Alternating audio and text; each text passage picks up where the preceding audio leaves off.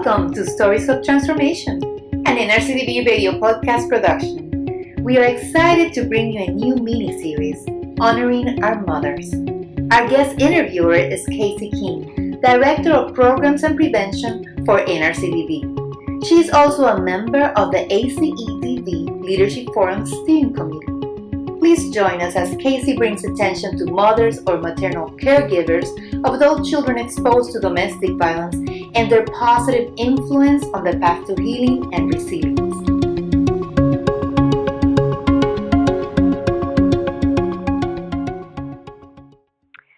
Hello, thank you for joining me. I'm Casey Keene, and I'm pleased to be guest hosting for Honoring Our Mothers, the new Stories of Transformation podcast series from the NRCDV. Joining me today is Olga Trujillo, Director of Public Policy at Casa de Esperanza. Olga is an attorney, speaker, author, survivor, and member of the ACEDV Leadership Forum Steering Committee, a project of the NRCDV established to amplify the voices and experiences of adult children exposed to domestic violence. Welcome, Olga. Thanks so much, Casey. Hey, and I should let you know, too, recently we had some changes here at Casa de Esperanza, and I am now the Director of Education and Advocacy. Oh, excellent. Well, that's a great title. Congratulations. Thank you. So today we're talking about our mothers or maternal caregivers who experienced domestic violence. So I do have some questions for you, Olga. When you think of your mother, what comes to mind? Yeah, so I have a really complicated relationship with my mom, and so what comes to mind immediately is kind of a profound sense of sadness. And really what it is that, we went through so much when I was growing up, and we all kind of did the best we could in terms of surviving. And then when I was in my 30s, I started to have to really kind of deal with all the things that happened when I was growing up. And it was a really kind of very extremely painful experience. And I think that, in the process of kind of dealing with some of the things that happened and kind of going through a healing process, it was really, really hard for my mom to be there, like to support me and to be able to talk about it. And but it was such a profound experience for me that after, going through that kind of process of healing, it was really hard to figure out how to have a relationship with her. Because, my interactions with her would always be kind of like pretending nothing happened in our lives. And, and I just I couldn't do that anymore. And, but then at the same time, I didn't want to subject her to having to relive any of that if it was her choice not to. So it became really, really hard for me to have a relationship with my mom. So I went a period of about 14 years without talking to her at all. And then in 2000, yeah, right, exactly. It's just a huge loss for me. And then in 2007, after I moved from the D.C. area to Minnesota, she reached out to me, and for about 2 years we tried to have a relationship.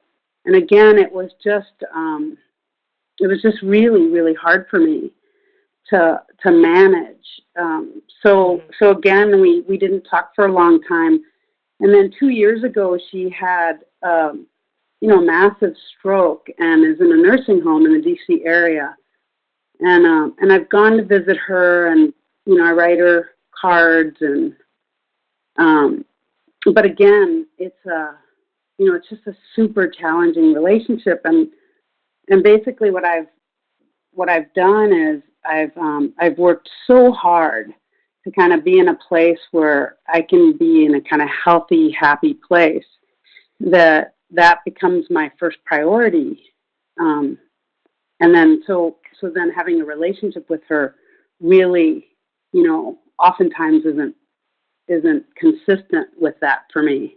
Sure. No, that makes a lot of sense. And I know that, for families who have experienced trauma, you know, every individual person in the family is on their own path to healing and to resilience. And so sometimes those paths are not parallel. So, yeah, I can appreciate that, Olga. Thank you. Yeah, So yeah. And what? it totally is like Go ahead. it totally is this thing where we're all kind of doing our own thing in my family, and yeah, and it's challenging. Yeah. Well, thank you for sharing that. So can you tell me, Olga, what important lessons have you learned from your mother along the way? Yeah, well, so there are a few. Like, one of the things that my mom could do really well, at least in the ways in which I watched her. So one that my mom had all these like little things that she would do. Like, she was she was the person in our family that consistently worked. And so she was really kind of keeping our family afloat. When my father was alive, he had a hard time getting jobs and keeping jobs because, one, he didn't speak English, and two, he would, he would lie all the time. So he told people he had law degree or a PhD, and he said he was an advisor to presidents, on international relations, and none of that stuff was true. So if you get a job based on those things, then, it was really hard for him to keep them. But so my mom ended up being the one in our family that kind of, she started working when I was 3.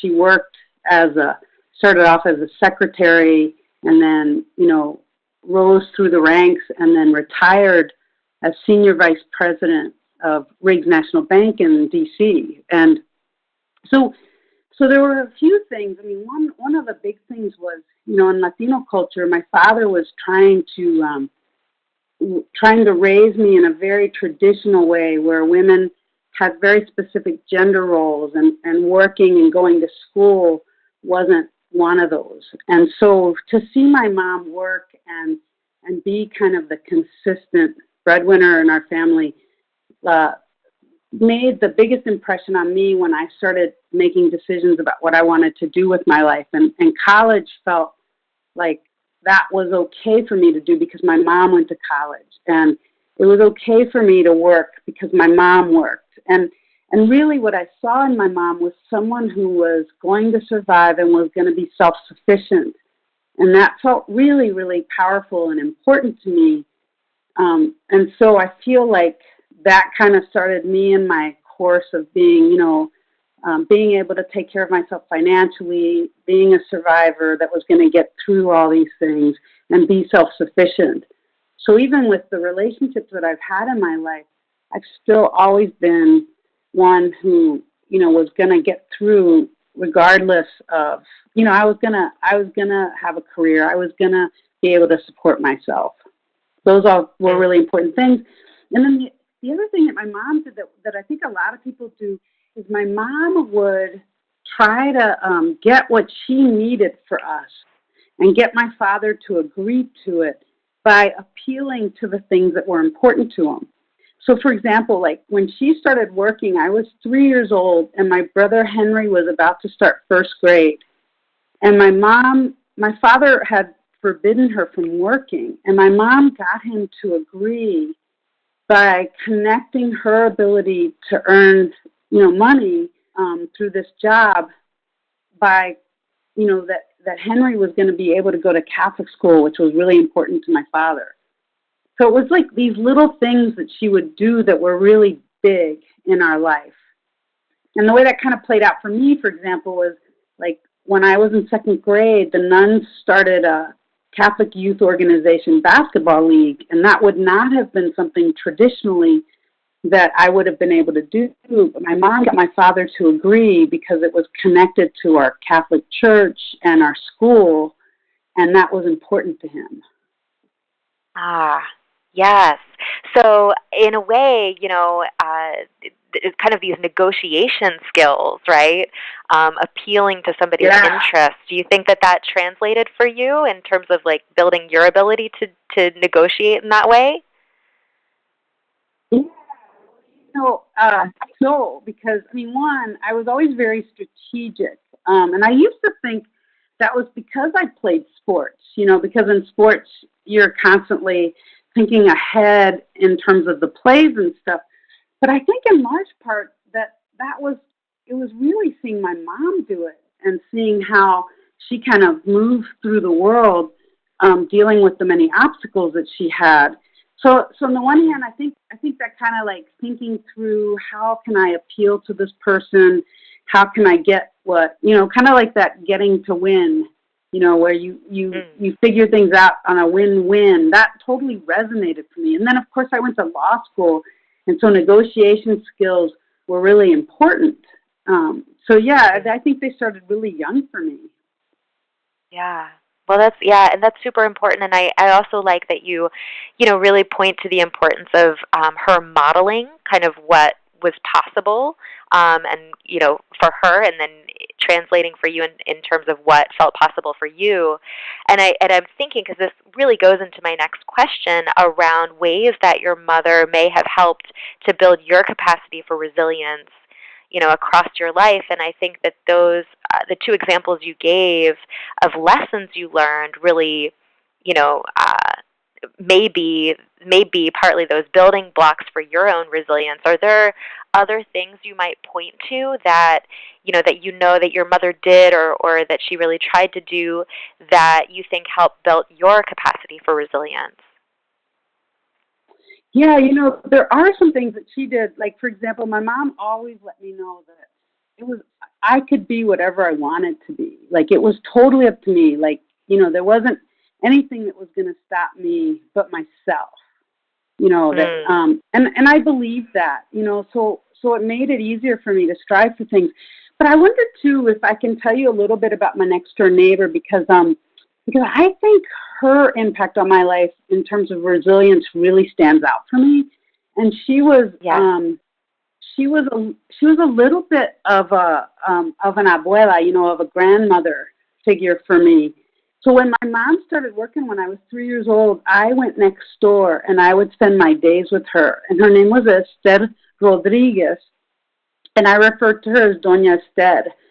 And that doña is a term of respect in Spanish, so she was amazing in terms of, really, really building my resilience. And so let me just tell you this one little story, that really kind of, I think, started everything for me in terms of feeling like I was special, smart, and creative.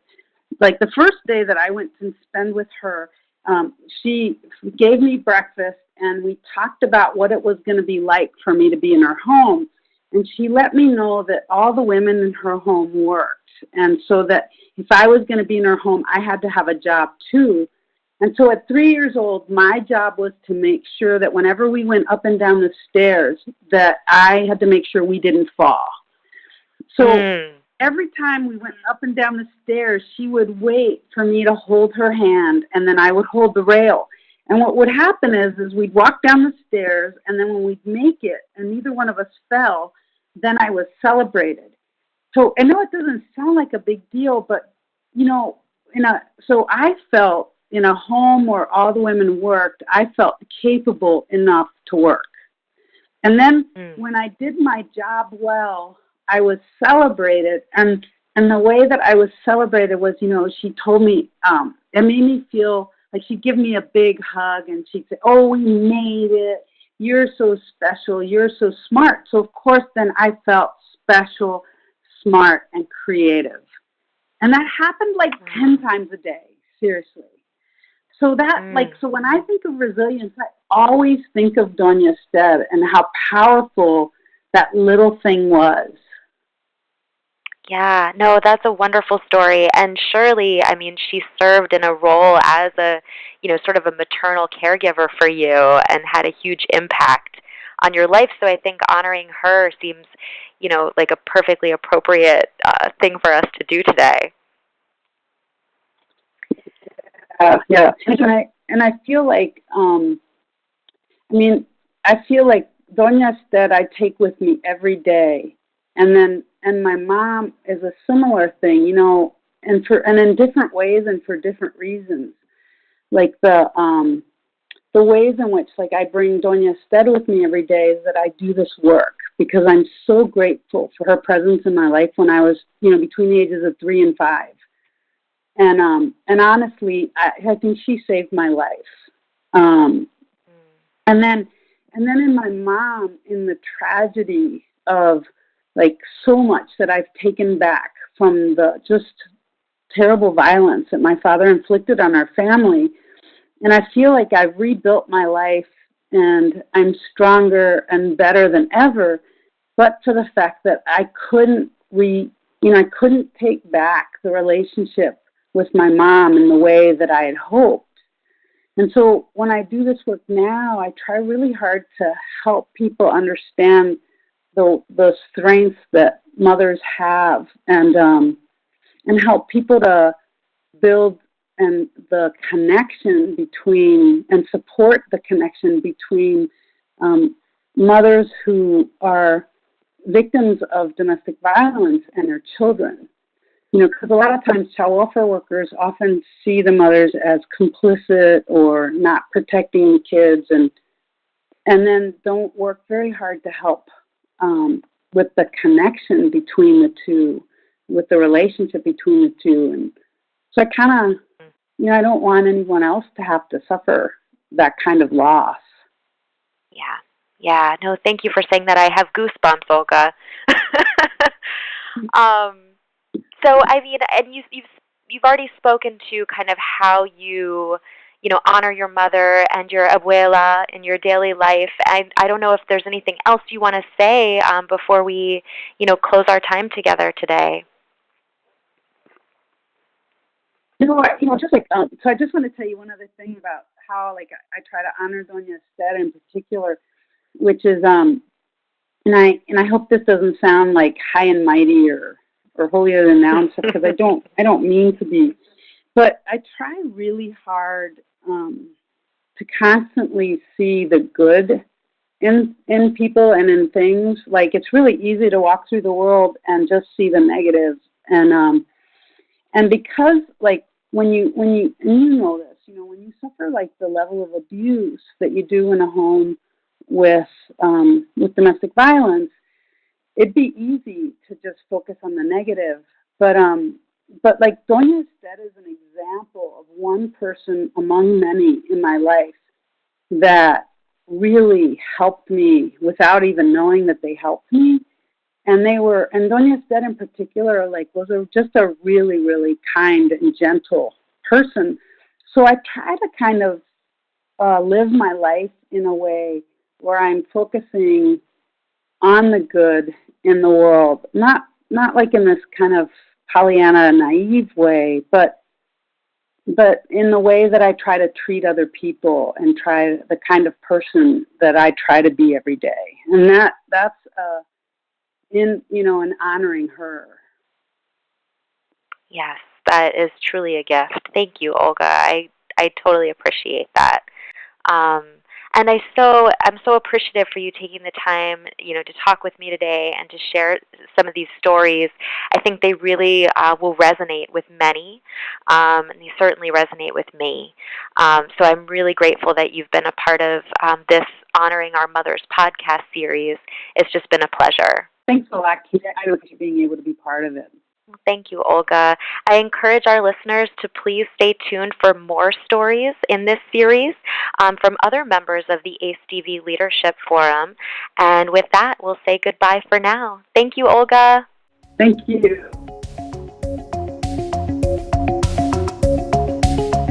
You just listened to Stories of Transformation, an NRCDV radio podcast production.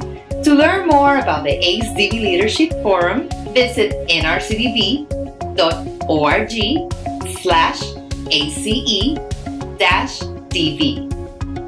If you are seeking support as a person who has been personally impacted by domestic violence, please call the National Domestic Violence Hotline at 1-800-799-7233. You can hear our other podcasts and access additional resources on gender-based violence and related topics at nrcdv.org.